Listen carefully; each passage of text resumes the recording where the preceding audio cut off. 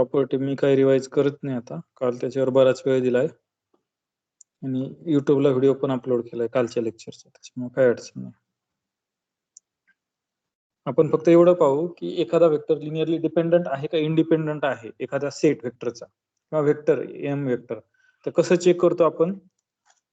त्यासाठी काय करतो आपण, सपोज यू व्ही डब्ल्यू हे वेक्टर आहे, हे लिनियरली डिपेंडंट आहेत का इंडिपेंडंट आहेत हे जर चेक करायचं असेल तर सुरुवातीची प्रोसेस काय आपली, काय करावं लागतं, वेक्टर इक्वेशन बनवावं लागतं ना.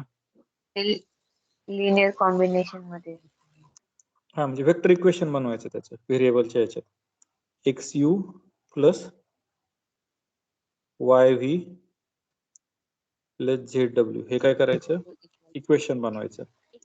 इक्वेशन बनवलं तर एक्स वाय झेड च्या व्हॅल्यू काढायच्या, x is equal to y equal to 0 आणि झेड इज इक्वल टू 0. हे जर ओनली सोल्युशन असेल, हे जर ओनली सोल्युशन असेल तर काय होईल, लिनियरली इंडिपेंडेंट. इंडिपेंडंट हे असेल ते हे काय होईल, लिनियरली इंडिपेंडंट. आणि जर ऍटलिस्ट एखादा यातला नॉन झिरो असेल तर त्याला काय म्हणायचं, लिनियरली डिपेंडंट म्हणजे नॉन झिरो सोल्युशन. हे पाहिलं होतं आपण. आता हे एक्झाम्पल पाहू आपण. u is equal to v आणि डब्ल्यू हे वेक्टर लिनियरली इंडिपेंडंट आहेत का डिपेंडंट आहेत हे चेक करायचं. कसं चेक करायचं, तर same x u is equal to x u plus y v plus z डब्ल्यू इक्वल टू 0 हे इक्वेशन तयार करायचं, वेक्टर इक्वेशन. तुम्ही उभे लिहू शकता, आडवे लिहू शकता वेक्टर, आपण पाहिलेलं आहे सुरुवातीला. इथं आपण उभे लिहू, इक्वेशन फॉर्म करायला सोपं जातं. पहिलं इक्वेशन काय, x plus 2y plus z equal to 0. नंतर 2x प्लस 5y ही सिस्टीम आली तुमची. ही जर सॉल्व केली तर ही अशी येते, ही जर सॉल्व केली तर ही अशी येते. या लास्टच्या इक्वेशनवरून झेड इज इक्वल टू 0 मिळतोय, झेड 0 टाकला तर y 0 मिळतोय आणि y आणि झेड 0 टाकला तर 1 0 मिळतो. म्हणजे याला ओनली सोल्युशन कोणतं आहे, झिरो सोल्युशन. हे जर झिरो सोल्युशन असेल तर ते वेक्टर काय असतात, लिनियरली इंडिपेंडंट असतात. समजलं. हे इज इक्वल टू 0 कसं घेतलं, कोणतं, हे मॅट्रिक्स इक्वेशन मध्ये सॉल्व केले, हे सॉल्व केलेत इक्वेशन. मग तुम्हाला जसे सॉल्व करायचे आहेत ना तसे करा. कोणतं हे झिरो, कोणतं झिरो म्हणताय तुम्ही, मॅट्रिक्स मधले सर. हा हे का, हा झिरो आहे ना. हा ऍक्च्युली काय आहे, हे सगळे R3 चे एलिमेंट आहे बरोबर. 1 2 3 हा कुठला एलिमेंट आहे, R3 चा एलिमेंट आहे. 0 0 0 हा पण कुठला एलिमेंट आहे, R3 चा. R3 चा. पण आपण काय म्हटलं, तुम्ही वेक्टर रो लिहा किंवा कॉलम लिहा, म्हणजे 1 2 3 हा जर वेक्टर असा लिहिला तर हा पण मला तसं लिहावं लागेल ना. Yes sir. हा जो आहे ना हा R3 मधला आहे, म्हणजे तो असा आहे. पण आपण मी सगळे वेक्टर कॉलम लिहिले त्याच्यामुळे मी हा पण काय लिहिलाय, कॉलम लिहिलाय. समजलं ते. Yes sir. हे जर सिस्टीम सॉल्व केली, ही सिस्टीम सॉल्व केल्यावर ओनली सोल्युशन काय येतं, x is equal to y is equal to z is equal to 0. हे जर ओनली सोल्युशन असेल तर हे वेक्टर काय असतात, लिनियरली इंडिपेंडंट असतात. आता एक थोडंसं वेगळं एक्झाम्पल पाहू आपण, की फंक्शनचा आपण स्पेस पाहिला होता. मग फंक्शन लिनियरली, आता फंक्शन म्हणजे ते वेक्टर झाले. आता ते वेक्टर लिनियरली डिपेंडंट आहेत का इंडिपेंडंट आहेत तर कसं चेक करायचं, तर पहा आता इथं पर्टिक्युलर दिलंय, फंक्शन दिलंय R2R. पहिलं फंक्शन कोणतं दिलंय, साइन टी. दुसरं कोणतं दिलंय, ई रेस टू टी. तिसरं कोणतं दिलंय, टी स्क्वेअर. हे फंक्शन आहेत. तर हे शो करायला लावलेत हे लिनियरली इंडिपेंडंट आहे. आता काय करणार तुम्ही, पहिली गोष्ट 3 वेक्टर आहेत, याला वेक्टर म्हणू आपण. हे जर 3 वेक्टर आहेत त्याचं वेक्टर इक्वेशन बनवायचं व्हेरिएबलनी, म्हणजे x f plus y g plus z h is equal to 0 हे इक्वेशन बनवायचं. हे इक्वेशन बनवलं, आता हे इक्वेशन बनवलं कोणतं, हे युज्युअल प्रोसेस आहे. इक्वेट टू काय करायचं, 0 करायचं. हे आलं x sine t plus y e raise to t plus z t square. याच्यावरून काय करायचं, त्याच्यावरून मला एक्स वाय झेडच्या व्हॅल्यू काढायच्या. मग कसं काढणार, कसं काढणार, आता पहा इथं जर तुमचं पॉलिनॉमियल फंक्शन असतं तर ठीक आहे, पण प्रत्येक फंक्शन वेगळं आहे ना. एक आहे साइन, एक आहे ई रेस टू टी आणि एक आहे टी स्क्वेअर. मग अशा वेळेस काय करायचं, तर अप्रोप्रिएट व्हॅल्यू चूज करायच्या टीच्या, त्याच्यावरून तुम्ही 3 इक्वेशन मिळवायचे. अप्रोप्रिएट व्हॅल्यू चूज करायच्या टीच्या आणि त्याच्यावरून 3 इक्वेशन मिळवायचे. 3 इक्वेशन सॉल्व करून काय करणार तुम्ही, याच्या व्हॅल्यू काढायच्या, एक्स वाय झेडच्या व्हॅल्यू काढायच्या. मग आता टीचे कोणतेही तुम्ही व्हॅल्यू टाकू शकता. पण अशा व्हॅल्यू टाकायच्या की ज्या फायद्याच्या ठरतील. फायद्याच्या ठरतील म्हणजे इन द सेन्स काय, की जास्तीत जास्त 0 होते. मग इथं पहा बरं, मला अशा कोणत्या व्हॅल्यू टाकाव्या लागतील याच्यात, की जास्तीत जास्त यातले म्हणजे कमीत कमी शिल्लक राहिलं पाहिजे, जास्तीत जास्त कॅन्सल झालं पाहिजे. कोणती व्हॅल्यू टाकावं लागेल? t = 0 टाकल्यावर काय होईल? 0 टाकावं लागेल. t = साइन 0 0 टाकल्यावर काय 0 होईल? राईट. पहा, t = 0. साइन 0 काय असतं? 0 असतं. t स्क्वेअर म्हणजे 0 स्क्वेअर काय असतं? 0 असतो. आणि t 0 आहे म्हणजे e0 किती असतो? 1. 1 असतो. 1 असतो. म्हणजे मला हे इक्वेशन मिळालं. या इक्वेशनवर y ची किंमत किती मिळाली? 0. 0. y ची 0. किंमत किती मिळाली? 0 मिळाली. आता दुसऱ्यांदा काय करायचं? t ची किंमत काहीतरी अशी चूज करा की काही 0 झालं पाहिजे. नाही झालं तर आपल्या हातात एक आहे. आता आपल्याकडे काय आहे? y y = = 0.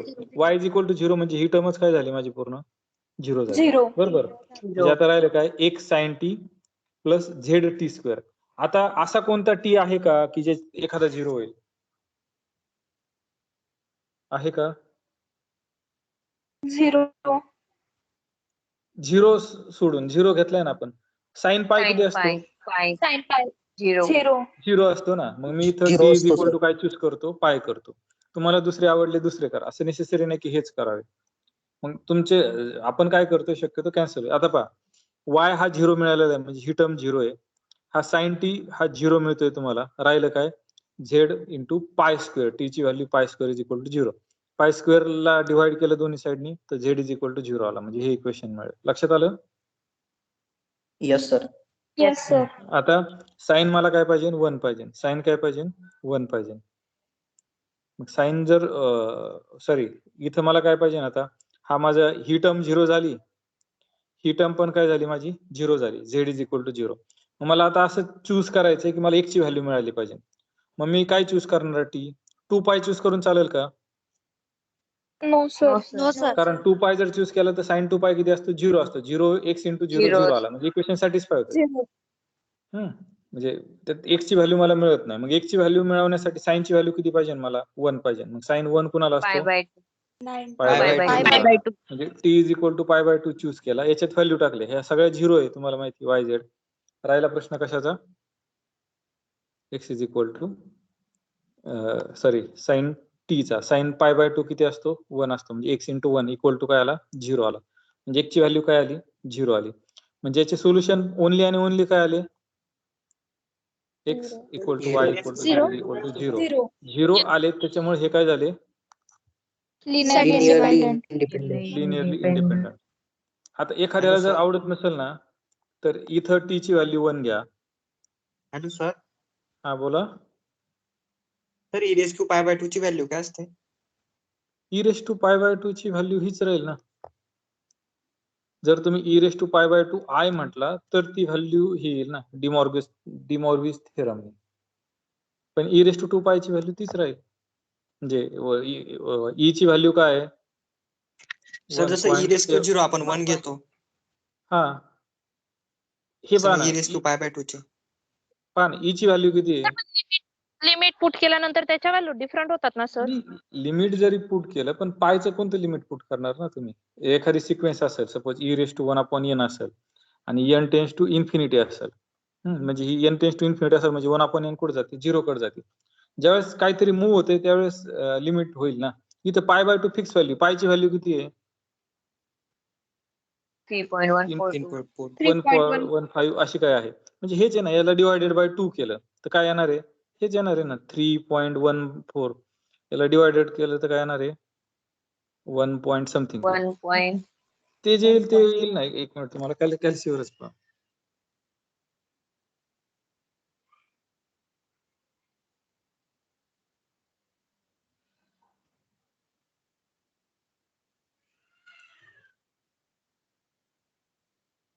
काय तर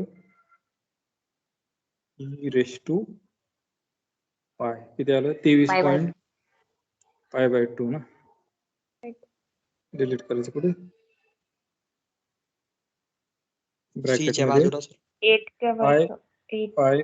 π/2 किती आलं हे? 4.81 ची व्हॅल्यू. 810. 81. लक्षात आलं? Yes, sir. Yes sir. तुम्ही ग्राफवर पण पाहू शकता, तुम्हाला दाखवतो ग्राफवर, कारण ते ओपन झालं ग्राफ. e⁻x चा ग्राफ काढायचा आणि त्याला पायची व्हॅल्यू पाहिजे.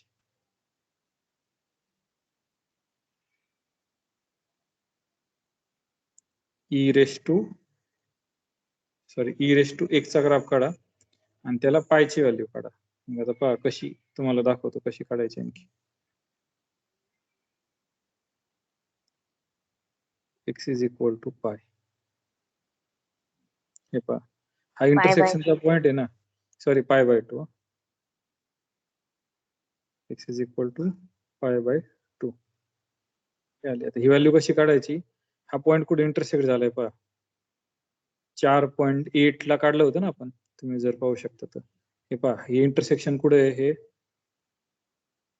या लाईनचं. हा जो 4.8 हा जो ग्राफ आहे ना, हा e⁻x चा आहे आणि इथं x ची व्हॅल्यू, ही लाईन x ची व्हॅल्यू किती आहे तुमची? पाय बाय 2. आणि तुम्ही जर चेक केलं तर हा 4.8 असं पण पाहू शकता तुम्ही. सोल्युशन कसे काढू शकता? इन्फिनिटी आणि प्लस इन्फिनिटी साठी पण बघा ना. आता याच्यात तर पाहता यायची नाही, पण तुम्हाला दाखवतो पहा. जर इन्फिनिटी जर गेला तर मी हा पायचा ग्राफच कॅन्सल करतो. आता हा काय आला? e⁻x म्हणजे काय आला? हे इन्फिनिटीकडे गेल्यावर x ची व्हॅल्यू जर इन्फिनिटीकडे गेली, सपोज हे पहा x ऍक्सिस खाली आडवा आहे, x ची व्हॅल्यू इन्फिनिटीकडे गेली तर y ची व्हॅल्यू पण कुठे जाणार आहे? इन्फिनिटीला. आपण त्याच्यावरच दाखवू, त्याच्यावर दाखवण्यापेक्षा त्याच्यावर दिसणार आहे ना इन्फिनिटीला. e⁻∞ काय येणार आहे? e⁻∞ म्हणजे काय? 1.718 याची इन्फिनिटी पॉवर. आता याच्या इन्फिनिटी म्हणजे 1.718 याचा किती टाइम्स मल्टिप्लिकेशन करायचं? Infinite time. म्हणजे ते कुठे जाणार आहे? इन्फानाइटलाच जाणार आहे ना, इन्फानाइटलाच जाणार आहे ना ते, इन्फिनिटीकडे. आता आपण e⁻⁻ हे पाहू, इन्फिनिटी. आता e⁻∞ काय येईल? तुम्ही याला असं लिहू शकतो का? याला असं लिहू शकतो का? 1/e⁻∞. आताच पाहिलं किती आपण इन्फिनिटी. 1/∞ किती असतं? 0 असतं. 0 म्हणजे x जर तुमचा इन्फिनिटीकडे गेला तर e⁻x कुठे जातोय? इन्फिनिटीकडे जातोय. आणि x जर तुमचा -इन्फिनिटीकडे गेला तर e⁻x हा कुठे जातोय तुमचा? 0 ला जातोय. 0 कडे. समजलं? इथं तुम्ही लिमिट वापरू शकता बरं का, कारण कोणतरी कुठेतरी जातंय ना. आणि इथं e⁻π हा फिक्स व्हॅल्यू, इथं नाही लिमिट वापरायचं. Yes sir. पाय बाय 2. हो, असं एक एक्झाम्पल आहे, ते मी काय घेणार नाही पुढं, आहे नोट्स मध्ये आहे. आता लिनियर डिपेंडन्स इन R3 जॉमेट्रिकली पाहू आपण काय असतं. आता लिनियर डिपेंडन्स आणि इंडिपेंडन्स आपण 2 व्हेक्टरचं पाहिलेलं आहे. 2 व्हेक्टर जर लिनियरली डिपेंडंट असतील तर ते काय असतात? एकमेकाचे मल्टिपल असतात, बरोबर? Yes, sir. 2 व्हेक्टर जर लिनियरली डिपेंडंट असतील in any vector space, necessary नाही R3 R2, तुम्ही कोणताही वेक्टर स्पेस घ्या, त्या वेक्टर स्पेस मध्ये 2 वेक्टर जर लिनियरली डिपेंडंट असतील तर ते काय असतात? एका लाईनवर असतात, सॉरी एकमेकाच्या काय असतात? मल्टिपल असतात.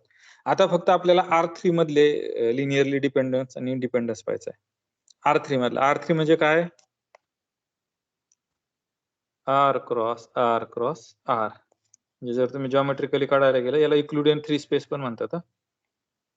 युक्लिड हा x ऍक्सिस, हा y ऍक्सिस आणि हा z ऍक्सिस हे पुढे एक्सटेंड केलेले. समजलं? हा झाला R3. याच्यात काय असणार? याचे एलिमेंट कसे असतात? Order pair. म्हणजे याच्यातलं एक वेक्टर घेतलं तर असं असणार आहे, x y z या स्वरूपाचं असणार. आता पहिलं नोटच म्हणता येईल याला. Any 2 vectors u and v in R3 is linearly dependent. आपण पाहिलेलं आहे, जर ते लिनियरली डिपेंडंट असतील तर एकमेकाचे काय असतात? मल्टिपल मध्ये असतात. Multiple. बरोबर. इथं याच्यात मोर आणखी काय सांगितलंय, म्हणजे ते लिनियरली डिपेंडंट असलं तर एकमेकाच्या मल्टिपल मध्ये पण असतात, पण हे काय असतात? एकाच लाईनवर असतात. ते 2 वेक्टर काय असतात? एकाच लाईनवर असतात. समजलं हे पहिलं स्टेटमेंट? परत सांगा एकदा. दोन वेक्टर जर असतील, दोन वेक्टर, तर ते दोन वेक्टर लिनियरली डिपेंडंट असतील तर ते एकाच लाईनवर असतात. कशावर असतात? एकाच लाईनवर. म्हणजे सपोज जर हे असेल, ही एक लाईन याच्यातून पास झालेली, ही जर दोन वेक्टर, एक वेक्टर जर याच्यावर असेल, सपोज 1 A B C हा जर वेक्टर असेल आणि दुसरा एक वेक्टर असेल U आणि W, हे U आणि W जर लिनियरली डिपेंडंट असेल तर तो वेक्टर पण याच लाईनवर असतो. तो वेक्टर पण काय असतो? याच लाईनवर असतो. आयडिया लक्षात आली? Yes, sir. येस. दोन वेक्टर जर लिनियरली डिपेंडंट असतात ते मल्टिपल मध्ये पण असतात आणि ते एका लाईनवर पण असतात. R3 जर पाहिलं आपण ते कशावर असतात? एका लाईनवर असतात. तर म्हणजे ते त्या लाईनला पॅरलल राहतात का? पॅरलल नाही म्हणता यायचं, लाईन पॅरलल असतात ना. कोइन्साइड हा, कोइन्साइड जातात. कोइन्साइड म्हणजे दोन त्या दोघा वेक्टर मधून, त्या दोघाही वेक्टर मधून ती लाईन गेलेली राहते. 2 पॉइंट मधून लाईन गेलेली राहते. पुढे एक्झाम्पल आलं तर आणखी मग तुम्हाला लक्षात येईल. दुसरं काय आहे? जर तीन वेक्टर हे जर लिनियरली डिपेंडंट असतील, तीन वेक्टर जर लिनियरली डिपेंडंट असतील तर ते कशात लाय असतात? एका प्लेन मध्ये लाय असतात. तीन वेक्टर जर लिनियरली डिपेंडंट असतील तर ते एका प्लेन मध्ये लाय असतात. एकाच प्लेन मध्ये जातील. त्याच्यानंतर आपण शो करणार आहे की R3 मध्ये तीनापेक्षा जास्त म्हणजे 4 किंवा 4पेक्षा जास्त वेक्टर काय असतात? लिनियरली डिपेंडंट असतात. हे एक लक्षात घ्या. R3 मध्ये 4 किंवा 4पेक्षा जास्त वेक्टर काय असतात? लिनियरली डिपेंडंट असतात. स्टेटमेंट लक्षात येतंय? Yes sir. Sir example Yes, sir. सांगता का? आता R3 मध्ये कोणते वेक्टर घ्या? U घ्या 1 1 1, UV घ्या 2 0 1, W घ्या 1 0 2, W2 घ्या X Y Z U V W, आपण Z घेऊ. Z काय करा? -1 0 1. आता मी जर विचारले हे वेक्टर लिनियरली डिपेंडंट आहेत का इंडिपेंडंट आहेत, तुम्हाला काय करावं लागेल? वेक्टरचं इक्वेशन बनावं लागेल, सॉल्व्ह करावं बरोबर? लागेल. सॉल्व्ह करावं लागेल. पण हे स्टेटमेंट काय सांगतंय की R3 मध्ये 4 किंवा 4पेक्षा जास्त वेक्टर डायरेक्ट लिनियरली डिपेंडंट असतात. चेक करायची गरज नाही. 4 किंवा 4पेक्षा जास्त वेक्टर डायरेक्टली लिनियरली डिपेंडंट असतात. मग मी असं दिलं 4 वेक्टर दिले आणि विचारलं R3 मध्ये हे लिनियरली इंडिपेंडंट आहेत का डिपेंडंट आहेत हे vector U V W Z, तर डायरेक्ट काय सांगू शकता तुम्ही? Linearly Linearly dependent. डिपेंडंट असतात. Linearly dependent. 3 किंवा 3पेक्षा कमी असले तर आपण काय सांगू शकत नाही. ते डिपेंडंट असू शकतात, इंडिपेंडंट असू शकतात. पण जर ते वेक्टर लिनियरली 4पेक्षा जास्त असतील तर ते काय असतात? Linearly Linearly dependent. डिपेंडंट. लक्षात आलं? Yes, sir. Yes sir. Example आल्यावर आपण हे तिघही पाहू, तिन्ही गोष्टी पाहू. या पहिली, दुसरी आणि नोट, तसं एक्झाम्पल आलं. आता लिनियर डिपेंडन्स आणि लिनियर कॉम्बिनेशन हे पाहू. जर लिनियरली डिपेंडंट असलं तर लिनियर कॉम्बिनेशन मध्ये लिहिता येतं. आपण हे पाहिलं होतं मागं नोट मध्ये. जर दिलेल्या वेक्टर मध्ये एक वेक्टर जर दुसऱ्याच्या मल्टिपल मध्ये असेल तर तो सेट काय असतो? Linearly dependent. लिनियरली डिपेंडंट असतो, बरोबर. आता आपल्याला असं दाखवायचंय की जर तुमचा set of vector linearly dependent असेल, जर तुमचा सेट ऑफ लिनियरली डिपेंडंट असेल तर एक वेक्टर असतोच की जो ऑर्डर याचं लिनियर कॉम्बिनेशन असतो. एक वेक्टर असतोच की जो ऑर्डर याचं काय असतो? लिनियर कॉम्बिनेशन असतो. आणि व्हाईस वर्सा, म्हणजे एक वेक्टर जर ऑर्डर याचं लिनियर कॉम्बिनेशन असेल तर ते वेक्टर काय असतात? लिनियरली डिपेंडंट असतात. आता मी असं काही प्रूफ दाखवत नाही याचा, मी रब देतो. नाही समजला तर या प्रूफला येऊ आपण. मला काय शो करायचंय? V1 V2 Vm हे वेक्टर आहेत. हे लिनियरली डिपेंडंट असतील इफ अँड ओनली इफ. हे जर लिनियरली डिपेंडंट असलं तर वन वेक्टर त्यातला कोणता तरी one of them can be written as linear combination of other. Statement लक्षात आलं? v1 v2 हे vm हे जर वेक्टर लिनियरली डिपेंडंट असतील तर त्यात एक असा वेक्टर मिळणारच आहे की जो उरलेल्यांचं काय असणार आहे, लिनियर कॉम्बिनेशन लिहिता येईल. लक्षात आलं? समजतंय का? सर तुम्ही नंतर काय लिहिलंय लिनियर Yes, sir. कॉम्बिनेशनच्या पुढे? Linear combination of other vector. Sir ते थोडं व्यवस्थित लिहून घ्या. हो linear combination of other vectors. Example पण देतो. Suppose u is equal to कालचंच example 0 1 1 w is equal to 1 2 2. जर हे वेक्टर लिनियरली डिपेंडंट असेल तर तिथे एक वेक्टर असा मिळणारच आहे की जो उरलेल्यांचं लिनियर कॉम्बिनेशन मिळेल. आणि लास्ट लेक्चरला आपण पाहिलं होतं की हे वेक्टर काय आहेत, लिनियरली डिपेंडंट आहेत. एक लिनियरली डिपेंडंट आहेत म्हणजे गॅरंटेड एक वेक्टर तुम्ही वदराचं काय करू शकता, लिनियर कॉम्बिनेशन लिहू शकता. एक मिळणारच आहे. मग मी पहा u इज इक्वल टू असं घेऊ शकतो w मायनस v येईल. Yes sir. म्हणजे एक वेक्टर ह्या ऑदरचं लिनियर कॉम्बिनेशन लिहिता येतं लिनियरली डिपेंडंट असेल तर. आणि व्हाईस वर्सा पण आहे. जर एक वेक्टर ह्या ऑदरचं लिनियर कॉम्बिनेशन मध्ये लिहिता येत असेल तर ते वेक्टर काय असतात, लिनियरली डिपेंडंट असतात. समजलं? Statement Yes. समजलं? Yes, sir. sir. आता आपण प्रूफ पाहू रफली. Suppose v1 v2 dash dash dash vm हे m वेक्टर आहे, हे लिनियरली डिपेंडंट आहे. हे लिनियरली डिपेंडंट आहेत. आता मला काय पाहिजे, त्यातला एक वेक्टर हा ऑदरच्या लिनियर कॉम्बिनेशन मध्ये लिहिता येतो. त्यातला एक वेक्टर काय करता येतो, ऑदरच्या लिनियर कॉम्बिनेशन मध्ये लिहिता येतो. बरोबर?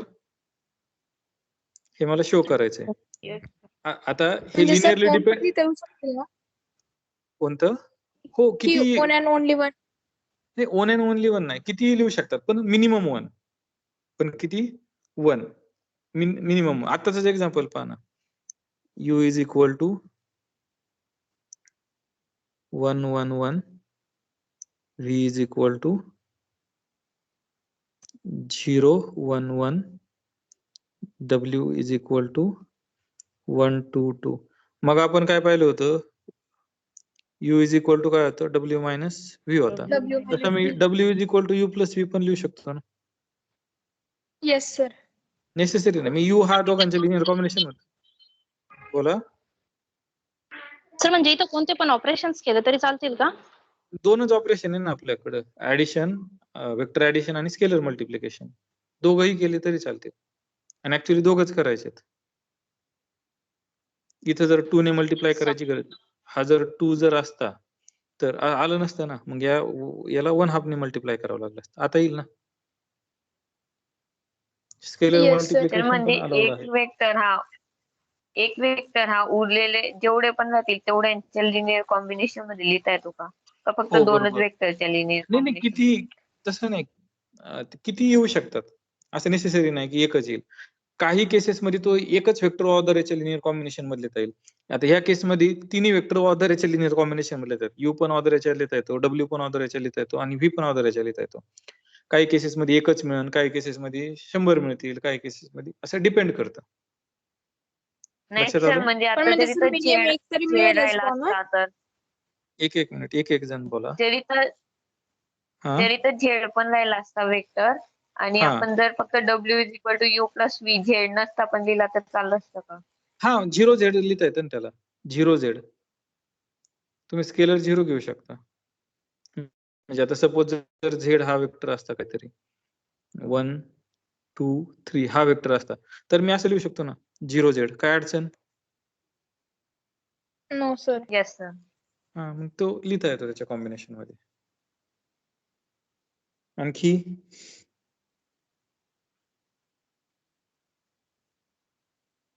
करू आपण प्रूफ, याला रफली प्रूफ करू. पहा, हे वेक्टर लिनियरली डिपेंडंट आहेत. हे लिनियरली डिपेंडंट आहेत म्हणजे काय? हे लिनियरली डिपेंडंट आहेत म्हणजे काय? की ज्यावेळेस मी x1 v1 x2 v2 असं काही लिहिल आणि इक्वेट टू 0 करेल त्यावेळेस ते कोइफिशियंट म्हणजे हे सगळे कोइफिशियंट स्केलर हे 0 असतील का काही नॉन झिरो असतील? नॉन झिरो Non-zero असतं sir. नॉन झिरो असतील. Non-zero. सपोज मला एक सोल्युशन मिळते, नॉन झिरो सोल्युशन मिळते. कोणतं सोल्युशन मिळतंय? a1 a2 dash dash dash am हे नॉन झिरो सोल्युशन मिळतंय. हे काय याचं नॉन झिरो सोल्युशन म्हणजे काय? a1 v1 plus a2 v2 plus plus plus am vm equate to 0 VM. करून सम ai काय असणार आहे? नॉन झिरो असणार आहे. सम ai काय असणार आहे? नॉन झिरो, कारण नॉन झिरो सोल्युशन आहे ना. फक्त झिरो जर सोल्युशन असतं तर लिनियरली इंडिपेंडेंट आले असते. नॉन झिरो लिनियरली डिपेंडेंट त्याच्यामुळे काय असणार आहे? नॉन झिरो सोल्युशन असणार आहे. लक्षात आलं? Yes Yes, sir. Yes, sir. सम ai काय आले? 0 आले. आता विदाउट लॉस ऑफ जनरलिटी आपण एखादा वेक्टर काय करू? नॉट नॉन झिरो सपोज करू. सपोज a1 काय आहे? नॉन झिरो आहे. Not suppose equal to 0. Without loss of generality. एखाद्याला वाटलं व्हीएम करायचं व्हीएम करा, एखाद्याला वाटलं मधला करायचं मधला करा, काय फरक पडत नाही. विदाउट लॉस ऑफ जनरलिटी आपण अजून काय केलं? a1 नॉट इक्वल टू 0 आहे. मग मी याला असं लिहू शकतो का? a1 v1 इज इक्वल टू minus a2 v2 plus plus plus minus sorry minus minus येईल ना सगळं, minus Yes, sir. a2 v2 a3 v3 dash dash dash minus am vm. बरोबर? Yes sir. Yes sir. Yes sir. मी Yes, sir. a1 ने divide करू शकतो का? Yes yes sir. Sir. Yes, sir. a1 ने जर Yes, डिवाइड sir. करायचं असेल तर मला गॅरंटी काय पाहिजे? a1 not equal to 0. मला a1 नॉट इक्वल टू 0 मिळते. बरोबर? येस मी Yes, yes sir. Sir. v1 कसा लिहू शकतो? Minus a2 upon a1. बरोबर? v2 yes sir. Plus Yes, sir. Minus a3 upon a1 v3 plus plus plus minus am upon a1 vm. पा मला v1 हा vector ऑर्डरच्या linear combination मध्ये लिहिता आला ना. Yes yes sir. Yes, sir. मी काय केलं? v1 v2 vm हे वेक्टर लिनियरली डिपेंडंट घेतले. तर मी काय करू शकलो? आता इथं दाखवलंय की एक वेक्टर मी ऑर्डरच्या लिनियर कॉम्बिनेशन मध्ये लिहू शकलो. लक्षात आलं? इथे गॅरंटी काय मिळते? कारण हा डिपेंडंट आहे. डिपेंडंट म्हणजे ऍटलिस्ट एक नॉन झिरो असणार आहे स्केलर. तो कोणता आहे? आपण without loss of generality a1 घेतला. त्याच्यामुळे मी एक वेक्टर ऑर्डरच्या लिनियर कॉम्बिनेशन मध्ये लिहू शकलो. पहिल्या साइड लक्षात आली प्रूफची? Yes sir. जर वेक्टर लिनियरली डिपेंडंट असतील तर एक वेक्टर हा ऑर्डरच्या लिनियर कॉम्बिनेशन मध्ये लिहिता येतो. आता उलट एक वेक्टर जर ऑर्डरच्या लिनियर कॉम्बिनेशन मध्ये लिहिता येत असेल, एक वेक्टर जर ऑर्डरच्या लिनियर कॉम्बिनेशन मध्ये लिहिता येत असेल तर ते वेक्टर काय असतात? लिनियरली डिपेंडंट असतात. हे प्रूव्ह करायचं आहे मला. याच्यात काय अडचण आहे कुणाला? No no sir. सर. आता काय करू आपण? एक वेक्टर ऑर्डरच्या लिनियर कॉम्बिनेशन मध्ये लिहिता येतं. मला किती आहे? v1 v2 dash dash dash vm हे m वेक्टर आहेत. हे काय आहेत? m वेक्टर आहेत. आता हे जर m वेक्टर असतील, हे जर m वेक्टर असतील, हे एक वेक्टर ऑर्डरच्या लिनियर कॉम्बिनेशन मध्ये लिहिता येतं. Me without loss of generality काय म्हणतो? v1 हा ऑर्डरच्या लिनियर कॉम्बिनेशन मध्ये लिहिता येतं. म्हणजे काय? v1 is equal to a2 v2 plus a3 v3 plus plus am vm. बरोबर? VM. आता मी हे सगळे ना उचलून इकडे टाकतो. म्हणजे पहा v1 plus minus a2 v2 plus minus a3 v3 plus plus plus minus minus M am VM equate to काय केलं? 0. 0 केलं. आता पहा याचे जर काही कोइफिशियंट मला नॉन झिरो मिळाले, याचे जर काही कोइफिशियंट नॉन झिरो मिळाले तर ते वेक्टर काय होतील? Linearly dependent Linearly linearly dependent. आता पहा v1 चा कोइफिशियंट काय आहे? 1. 1. म्हणजे हे जे सोल्युशन आहे कोणते? a2 मायनस a3 याचं हे सोल्युशन आलं ना. नॉन झिरो आहे. Minus am solution.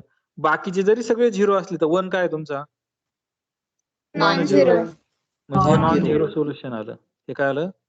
Non zero solution आलं. पहा, नॉन झिरो हे जर नॉन झिरो सोल्युशन आले तर ते वेक्टर काय असतात?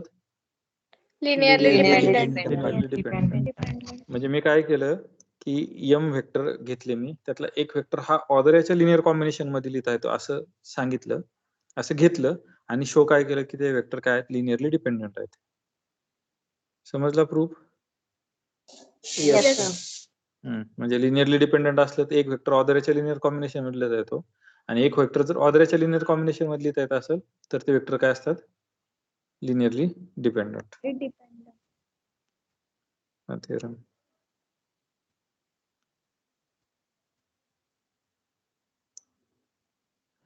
याचा प्रूफ हा एक थेरम आहे.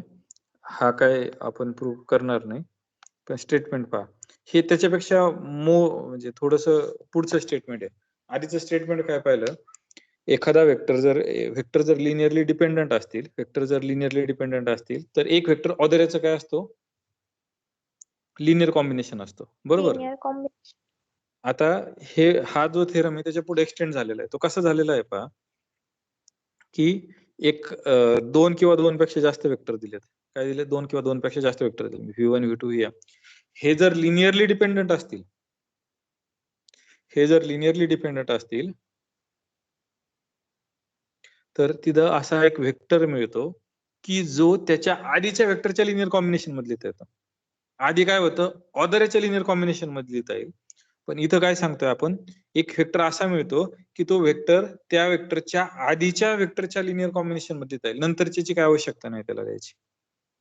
लक्षात आलं? Yes, sir. समजलं सर का? एक्झाम्पल देऊन सांगा. एखादं एक्झाम्पल काय नाही सर. हो, एक्झाम्पल मगाचच घेतलं असतं पण ते सारखं रिपीट होते, तिला काय कामाचं नाही ना. आपण दुसरं घेऊ एक्झाम्पल. आजची तारीख किती आहे? 8 डिसेंबर. 8/12 अशी लिहितो. 8/12 अशी लिहितो. आणि v इज इक्वल टू काय घ्यायचा? साल कोणतं आहे? 2021. 2021 आहे.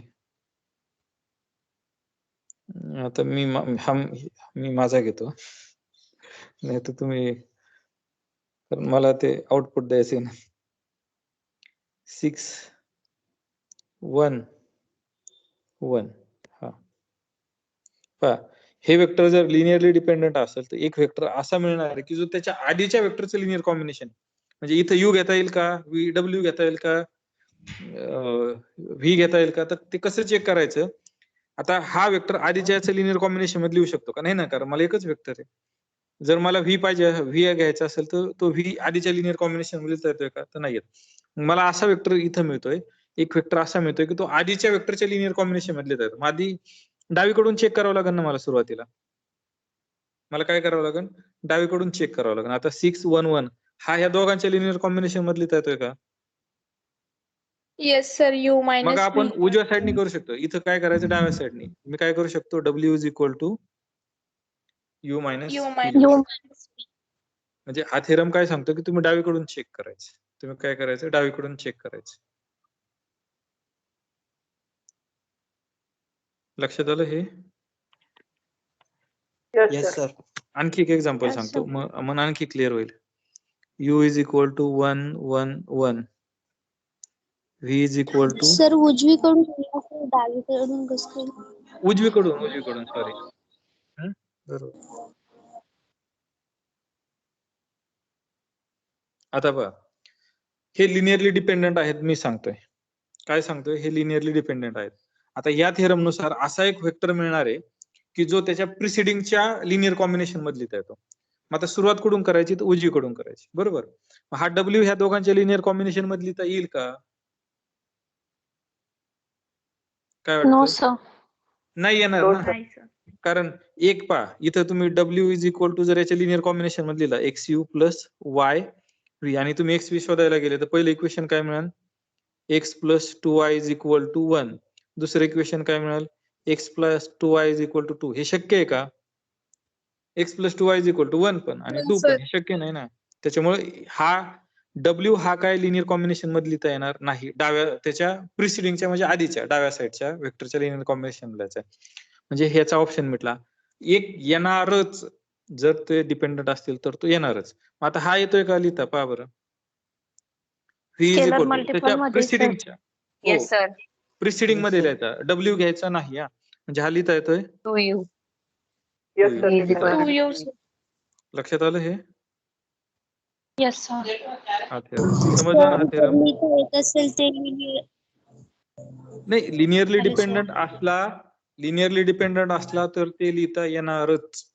आणि जर लिहिता आले तर तो लिनियरली डिपेंडंटच आहे, कारण लिनियर कॉम्बिनेशन मध्ये लिहिता आला की तो डिपेंडंटच आला. समजलं?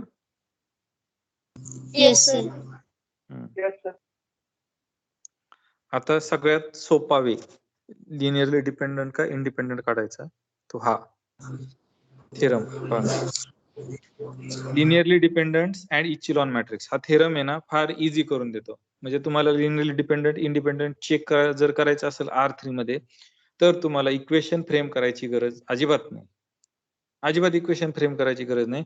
फक्त तुम्ही त्या दिलेल्या वेक्टरला मॅट्रिक्सच्या फॉर्म मध्ये लिहायचं, मॅट्रिक्स इचिलॉन फॉर्मला रिड्यूस करायचा, आणि इचिलॉन फॉर्मच्या जर सगळ्या रो नॉन झिरो आल्या तर ते वेक्टर लिनियरली इंडिपेंडंट असतात. जर एखादी रो झिरो आली तर ते वेक्टर काय असतात? Linearly dependent. म्हणजे पहा, मी लिनियरली डिपेंडन्स माझ्या वेक्टर इक्वेशन वरून डायरेक्टली शिफ्ट कुठं करतोय? मॅट्रिक्सला करतोय. म्हणजे आता इक्वेशन कडे जायचं नाही. म्हणजे जरी एखादी प्रॉब्लेम सांगितले चेक करा, त्याची काय चेक करायची गरज नाही. हा थेरम पहा मध्ये आपण पाहू, non zero row of matrix in echelon form are linearly independent. याचा वापर करून आपल्याला पुढे जायचंय. The non zero rows of matrix in echelon form are linearly independent. हे स्टेटमेंट कळलं? Yes sir. कसं? फॉर एक्झाम्पल हा मॅट्रिक्स दिला 1 2 1, सॉरी आधीच घेऊ आपण 1 1 1, हे एक्झाम्पल जास्त वेळा घेऊ. 1 2 2 हा मॅट्रिक्स दिला ए. आता मी याला रिड्यूस टू काय करतो? इचिलॉन फॉर्म करतो. याला रिड्यूस टू काय करतो? इचिलॉन फॉर्म 1 1 1 0 1 1 0 0 0. हा इचिलॉन फॉर्म आला याचा. डायरेक्टली मी हे केलंय, म्हणजे एक स्टेप मध्ये मी स्किप केली. पहा, हा इचिलॉन फॉर्म आला तर याच्या नॉन झिरो रो गॅरंटेड काय असतात? Linearly independent. लिनियरली इंडिपेंडंट असतात. याच्या ज्या एवढ्या रो म्हणजे 1 1 1 हे आणि हा 0 1 1 ह्या काय असतात? लिनियरली इंडिपेंडंट असतात. तुम्ही असं नाही ना सांगू शकत, जनरल मॅट्रिक्सच्या नाही सांगू शकत हे. तुम्ही असं नाही म्हणू शकत की याच्या ह्या रो आहे ना लिनियरली इंडिपेंडंट असू शकत, असं नाही म्हणू शकत.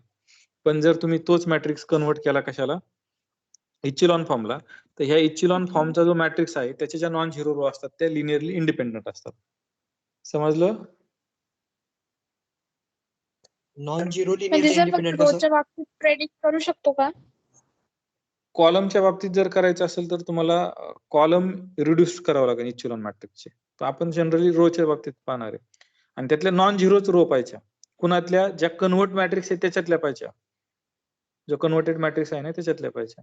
मग आता हा जो कन्वर्टेड मॅट्रिक्स आहे हा, त्याच्या नॉन झिरो रो, याच्या नॉन झिरो रो कोणत्या आल्या? 2 आल्या ना, ही R1 आली आणि ही R2 आली. तर ह्या 2 रो काय असतात? म्हणजे 2 वेक्टर आले ना, U1 आणि U2. हे काय आले? लिनियरली इंडिपेंडंट आले. समजलं? Yes sir. Yes sir. Sir example dependent साठी घेऊन दाखवा ना. हेच चालेल ना एक्झाम्पल, आणखी वेगळं घ्यायचं? बरं एखादं सांगा, एखादं वेक्टर सांगा. 1 2 3 3 सांगा. 5 1 2 3 2 5 3 2 आणि 1 1 1 4 2 1 -1 0. 1 -1 0 हा घेतला. आता काय करायचं? याला रिड्यूस टू इचिलॉन फॉर्म करायचं. मी पहा काय करतो. 0 - 7 5 त्रिक 15, 15तून 2 गेले, 15तून 2 गेले -13. नंतर हा 0, हा -3 आणि हा -3 असं आलं. पहिलं ऑपरेशन हे केलं. ते तुम्ही पहा काय ऑपरेशन केले मी. त्याच्यानंतर हा 0 करायचा ना, 1 2 3 0, याला मी +1 ने मल्टिप्लाय करतो म्हणजे 7 आणि 13 आले. याला काय करतो? 7/3 ने डिवाइड करतो. 7/3 ने, म्हणजे हा 0 -7/3 हा 7/3 सॉरी हा 7 7 आला, 7/3 ने डिवाइड केलं तर हा याच्यातून सबट्रॅक्ट केला 1 2 3 0 7 13 0 7 आणि 7 13तून 7 गेले 6 12 6 6 हे आला. सॉरी हा 0 आला, हा 0 आला आणि हा 6 आला. तर पहा हा मॅट्रिक्स घेतला तुम्ही, याला रिड्यूस टू हा केला, याच्या तिन्हीच्या तिन्ही रो काय आल्या, नॉन झिरो आल्या. म्हणजे या तिन्ही रो काय आहेत, या तिन्ही रो काय लिनियरली आहेत, independent. Linearly independent. Linearly dependent. आता आणखी पुढचं सांगतो मी आधीच, ह्या जर तिन्ही रो लिनियरली इंडिपेंडंट असतील तर ह्या तिन्ही रो पण लिनियरली इंडिपेंडंट असतात. म्हणजे पुढे एक थेरम आहे, जर दोन मॅट्रिक इक्विव्हॅलंट असतील, जर याच्या दोन रो, जर याच्या जितक्या रो लिनियरली इंडिपेंडंट आहेत त्याच्या जितक्या रो लिनियरली इंडिपेंडंट राहणार, दोघांच्या number of linearly independent row काय राहणार, सारख्या नंबरच्या राहणार, सारख्या नाही राहणार पण सारख्या नंबरच्या राहणार. लक्षात आलं. याची पहिली रो काय आहे 1 2 3 0 7 13 0 0 6 याच्या पण 3 रो, ह्या पहिल्या 3 रो काय राहणार, लिनियरली इंडिपेंडंट राहणार. लक्षात आलं. म्हणजे Yes, पहा sir. मला जर 3 वेक्टर लिनियरली Sir? इंडिपेंडंट, हा बोला. सर आपण मागच्या एक्झाम्पल मध्ये सॉल्व्ह केलं होतं तेव्हा R3 रो 0 0 आली होती, तेव्हा आपण तेव्हा सांगितलं होतं की पहिल्या 2 रो इंडिपेंडंट आहेत, लिनियरली इंडिपेंडंट. तर आता याच्यात हो. तर एक पण झिरो नाही आली सर, मग कसं काय आपण असं सांगू शकतो? मी सगळ्या रो जितक्या नॉन झिरो रो आहे ना त्या लिनियरली इंडिपेंडंट आहे. बरोबर, हे स्टेटमेंट बरोबर वाटते ना. जितक्या नॉन झिरो रो आहे त्या काय असतात, लिनियरली इंडिपेंडंट. इथं वाचा हे खालचं statement, the non zero row of the matrix in echelon form are linearly independent. याच्यात 3 रो नॉन झिरो आहे. बरोबर, इचेलॉन मॅट्रिक्स मध्ये कन्वर्ट केलं. ह्या जर तिन्ही रो नॉन झिरो असतील तर जितक्या नॉन झिरो रो आहे त्या लिनियरली इंडिपेंडंट आहे. मग ह्या मॅट्रिक्स मध्ये किती रो नॉन झिरो आहे, 3. मग लिनियरली इंडिपेंडंट किती रो आल्या, 3 आल्या. लक्षात आलं. Yes sir. लक्षात येतंय का. आणि याचा आपण Yes, नंतरच sir. पाहू, याचा नंतरच पाहू. म्हणजे ए इज इक्विव्हॅलंट टू द बी असेल, हे दोन मॅट्रिक्स इक्विव्हॅलंट आहे, याच्यात जितक्या नंबर ऑफ रो इंडिपेंडंट आहेत त्याच्या इतक्या त्याच्यातच असं आहे. ते पाहू आपण ज्यावेळेस येईल त्यावेळेस, ज्यावेळेस एक्झाम्पल सॉल्व्ह करायचं त्यावेळेस. पण एवढं तर स्टेटमेंट कळलं, रो इचेलॉन मॅट्रिक्स मध्ये जेवढ्या रो नॉन झिरो आहे तेवढ्या रो काय असतात, लिनियरली इंडिपेंडंट असतात. कुणाला काय अडचण आहे याच्यावर किंवा परत रिपीट करायचं काय.